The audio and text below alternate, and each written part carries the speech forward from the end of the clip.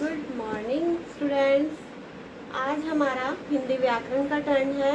बच्चों, आज हम आपकी हिंदी व्याकरण अव्याकरण सीखे का पाठ पढ़ेंगे कारक। तो आइए बच्चों, कारक को शुरू करते हैं। वे शब्द जिनके द्वारा संज्ञा या सर्वनाम का क्रिया के साथ संबंध स्पष्ट होता है कारक कहलाते हैं। वे शब्द जिनके द्वारा संज्ञा या सर्वनाम का क्रिया के साथ संबंध स्पष्ट होता है कारक कहलाते हैं। अब संज्ञा या सर्वनाम, संज्ञा आप जानते हैं जिससे नाम का पता चलता है, नाम का बोध होता है। किसी भी व्यक्ति, वस्तु, स्थान, भाव आदि के नाम को संज्ञा कहते हैं। तो जिस शब्द से संज्ञा का क्रिया से संबंध पता चलता है, क्रिया के साथ, संज्ञा का क्रिया के साथ। क्रिया क्या होती है बच्चों? जो कुछ भी होता है, जो कुछ हम करते हैं, करना क्रिया होती है। तो जो संज्ञा है या फिर सर्वनाम, सर्वनाम देखिए, संज्ञा के स्थान पर आने वाले शब्दों को, प्रयोग होने वाले शब्दों को सर्वनाम कहते हैं। तो जिन शब्दों से संज्ञा या सर्वनाम का क्रिया के साथ संबंध पता चलता है वो कारक होते हैं। जैसे इसे एक उदाहरण से देखो। मोहन ने पुस्तक पढ़ी। मोहन ने पुस्तक पढ़ी। यहाँ पर मोहन है संज्ञा, मोहन संज्ञा है क्योंकि अभी मैंने आपको बताया किसी व्यक्ति, वस्तु, स्थान, भाव आदि के नाम को संज्ञा कहते हैं। तो मोहन क्या है? संज्ञा है। किसी एक लड़के का नाम है मोहन, वो संज्ञा हो गया। मोहन ने पुस्तक पढ़ी, क्रिया यहाँ पे कौन सी हुई? पढ़ने की। मोहन ने क्या किया? पढ़ा, पुस्तक को पढ़ा। तो यहाँ पे ये जो ने शब्द है, मोहन ने पुस्तक पढ़ी, मोहन का क्रिया से जो संबंध हो रहा है, क्या हो रहा है? पढ़ने का संबंध है। तो ये कारक से पता चलता है। तो ये मोहन ने पुस्तक पढ़ी में कारक है। अब हम कारक के बारे में आगे पढ़ते हैं विस्तार से, तब आपको समझ आएगा ये ने क्या है, क्या प्रयोग हुआ, कैसे हुआ। जो मैंने आपको बताया, कारक वो होते हैं जिनका संज्ञा या सर्वनाम से का जिन शब्दों से क्रिया के साथ संबंध पता चलता है। बच्चों, संज्ञा या सर्वनाम का जिन शब्दों से क्रिया के साथ संबंध पता चलता है वो कारक कहलाते हैं। कारक का शाब्दिक अर्थ होता है क्रिया को पूरा करने वाला, क्रिया को पूरा करने वाला। तो और कारक के बच्चों 8 भेद होते हैं। अब हम चार्ट के सहायता से मैं आपको ये समझाती हूँ। पहला भेद देखिए बच्चों, कर्ता। क्रिया का पहला भेद होता है कर्ता। कर्ता होता है क्रिया को करने वाला।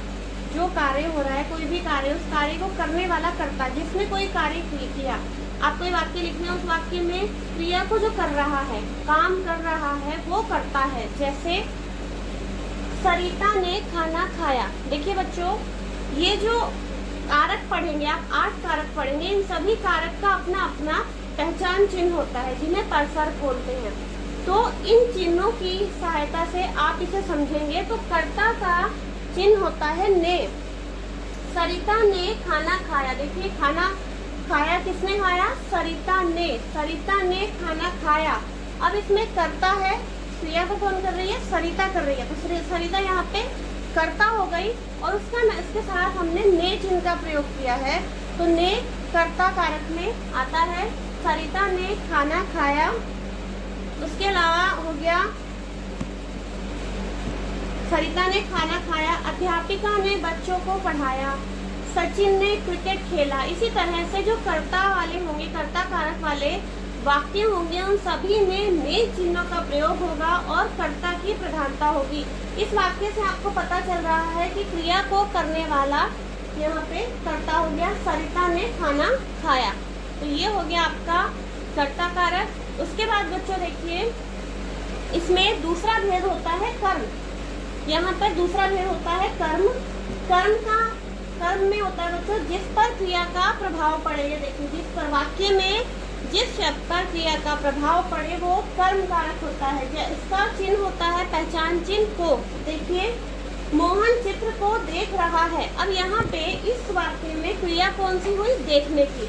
मोहन चित्र को देख रहा है, देखने की क्रिया हुई। अब मोहन जो देख रहा है, क्रिया जो कर रहा है, उसका प्रभाव किस पर पड़ रहा है? चित्र पर। कि मोहन चित्र को देख रहा है, चित्र को, यहाँ पे कर्म हुआ चित्र। जो क्रिया का प्रभाव जिस पर पड़े, इस वाले वाक्य में क्रिया का प्रभाव चित्र पर पड़ रहा है। समझ रहे बच्चे आप? इस वाक्य में देखिए फिर से, मोहन चित्र को देख रहा है। और मैंने अभी बताया कर्म कारक में होता है कि वाक्य में जिस शब्द पर क्रिया का प्रभाव पड़े, और इसमें क्रिया हो रही है देखने की, प्रभाव पड़ रहा है चित्र पर। मोहन चित्र को देख रहा है, तो यहाँ पे आपने देखा ये को भी आ गया, को चिन्ह भी आ गया, तो ये वाला वाक्य हमारा कर्म कारक में हो गया। मोहन चित्र को देख रहा है, यहाँ पे को आया है, कर्म की पहचान है और कर्म पर प्रभाव पड़ रहा है। क्रिया का प्रभाव किस पर पड़ रहा है? चित्र पर। तो ये हो गया आपका कर्म कारक का। अब देखिए, उमेश को पुस्तक दो, उमेश को पुस्तक दो, पुस्तक दो देना क्रिया है यहाँ पे। दिया किससे जा रहा है? दिया किससे जा रहा है? उमेश को दिया जा रहा है। तो यहाँ पे क्रिया का प्रभाव किस पर पड़ रहा है? उमेश पर पड़ रहा है। और उसके साथ हमने देखा को चिन्ह भी यहाँ पर प्रयोग हुआ है। तो इस वाक्य में कर्म यहाँ पर आपको दिखाई दे रहा है, को उमेश को पुस्तक दो, तो ये हमारा हो गया बच्चों कर्म कारक, उमेश को पुस्तक दो। इस तरह से मैंने आपको दो बताया भी। कर्ता का पहचान चिन्ह हो गया ने, कर्म का पहचान चिन्ह हो गया को। इसी तरह हम आगे बढ़ते हैं अभी, और हम इसका तीसरा भेद पढ़ते हैं बच्चों।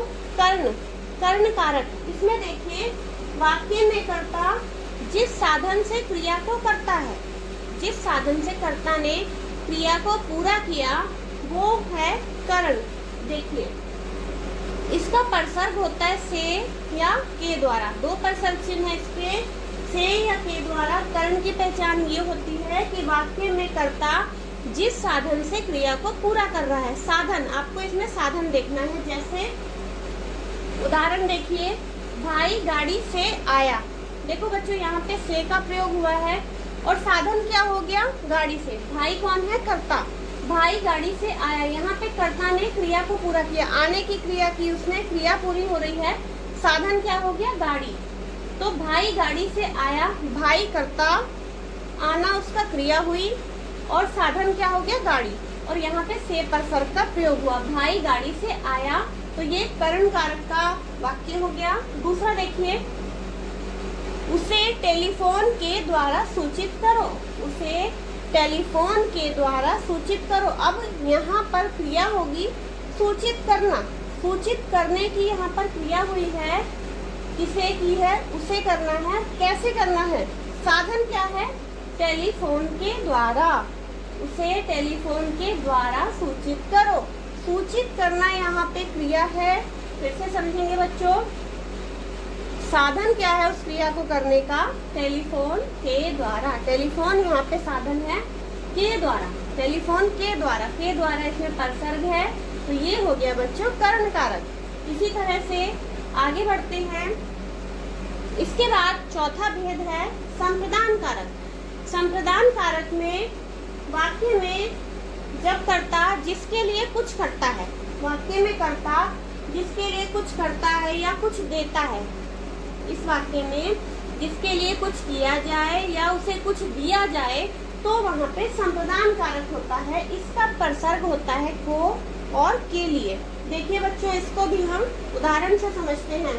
रोगी को दवा दो। अब देखो यहाँ पे क्रिया कौन सी हो रही है? दवा दो, देने की क्रिया हो रही है। अब मैंने आपको बताया था इसमें होता है जिसके लिए कुछ किया जाए या किसी को दिया जाए, तो यहाँ पे क्या देने की बात हो रही है? दवा। रोगी को दवा दो, किसको? रोगी को दवा दो।